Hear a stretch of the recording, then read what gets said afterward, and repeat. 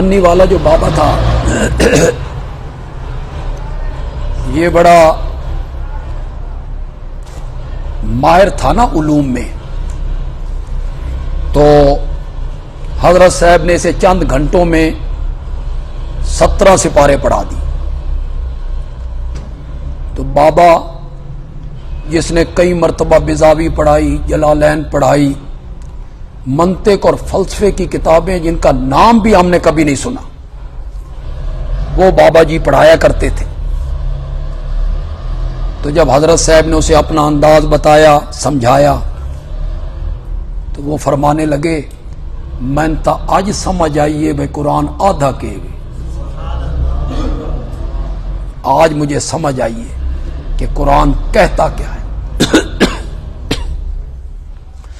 بڑے بڑے لوگ دنگ ہو جایا کرتے تھے حضرت صاحب کا یہ انداز دیکھ کے۔ تو یہ وہابی ہے، وہابی۔ خوابوں پر ہمارا ایمان تو کوئی نہیں، ظنی چیز ہوتی ہے، لیکن حضرت صاحب کو تفسیر کی کتاب بیت اللہ میں حضرت علی نے عطا کی تھی۔ خواب حضرت صاحب نے دیکھا، خواب میں دیکھا کہ میں بیت اللہ میں ہوں اور حضرت علی رضی اللہ تعالیٰ عنہ نے مجھے یہ تفسیر کی کتاب دی اور پھر اپنی زبان چسوائی۔ یہ مبشرات ہیں حضرت صاحب کے بلغت الحیران بلغت الحیران کے آخر میں وہ لگے ہوئے حضرت صاحب کے چند خواب ہیں جو انہوں نے دیکھے۔ تو یہ مبشرات ہیں نا، خواب جو ہوتا ہے یہ مبشرات ہیں، خوشخبریاں ہیں۔ یہ اگرچہ یہ ظنی چیز ہے، اس پر کوئی عقیدے کی بنیاد نہیں رکھی جا سکتی، لیکن حضرت صاحب کا جو انداز ہے نا وہ وہابی ہے، وہ تفسیروں میں آپ کو نہیں ملے گا۔ انہی کا ورثہ تھا اور انہوں نے اپنے شاگردوں کو پڑھایا اور پھر شاگردوں نے اپنے شاگردوں کو پڑھایا۔ آپ نے کبھی محسوس کیا آج ہمارے پاس مدرسے ہیں، مسجدیں ہیں، پریس ہے، ذرائع ابلاغ ہیں، نیٹ ہے،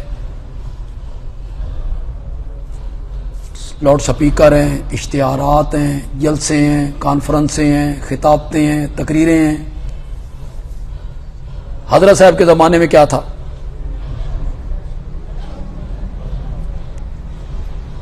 چند کچے کمرے، چند کچے کمرے، دریاں، قالین، ریت پہ طلبہ بیٹھے، ریتلا علاقہ تھا، طلبہ ریت پہ بیٹھے، سفیر کوئی نہیں، چندہ کوئی نہیں، ہوا کوئی نہیں، سالانے جلسے کوئی نہیں، تقریریں کوئی نہیں، رسید بکیں کوئی نہیں، اشتہار کوئی نہیں۔ لیکن سچی سچی بات کرو، آج ہم سب سے مل کر اتنا کام ہو رہا ہے جتنا اکیلے حسین علی نے کیا۔ کمال نہیں؟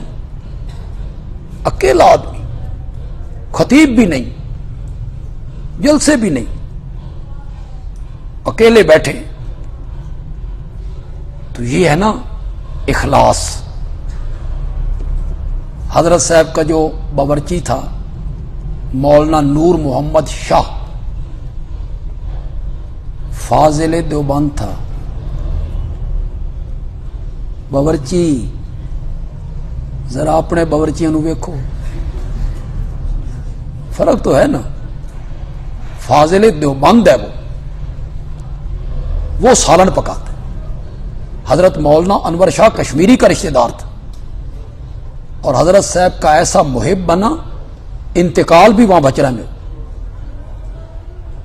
اسی کے جنازے پر حضرت صاحب نے کہا تھا کہ میری قبر یہاں بنانی ہے۔ میں نے اللہ کی رحمتوں کو اس جگہ پہ اترتے ہوئے اپنی آنکھوں سے دیکھا۔ وہ جو نور محمد شاہ جہاں دفن ہو، تو باورچی تھا ان کا، آج آپ گوشت کھاتے ہیں پھر شکر نہیں کرتے، شکایتیں کرتے. ایک دن جو دال پکتی تھی اس کی شکایت طلباء نے اس طرح کی، حضرت صاحب کو دعوت دی کہ آپ بھی دسترخوان پہ ہمارے ساتھ کھانا کھائیں، کہ حضرت صاحب کو بتایا جائے بھئی یہ ہے کھانا. طلباء نے کام یہ کیا کہ جس جگہ حضرت صاحب نے آ کے بیٹھنا تھا اس پیالے میں تھوڑا سا پانی اور ڈال دی. حضرت صاحب بیٹھ کے لقمہ لیتے ہیں اور کہتے ہیں الحمدللہ آئی تے سالڑ بڑا ہی مزیدار ہے. تو ایسے لوگ تھے. پھر وہاں پڑھنے والے بھی تو شیخ القرآن بنے، پیر طریقت بنے، رئیس المحدثین بن کے نکلے. پڑھنے والے بھی تو پھر انہیں رنگ کیسا لگا. اللہ حضرت صاحب کی قبر کو منور فرمائے اور ان کی قبر کو اللہ نور سے بھر دے. اللہ تعالی وہ نہ ہوتے تو کون ہمیں قرآن کی یہ طرز سمجھاتا اور یہ تفسیر کون سمجھاتا.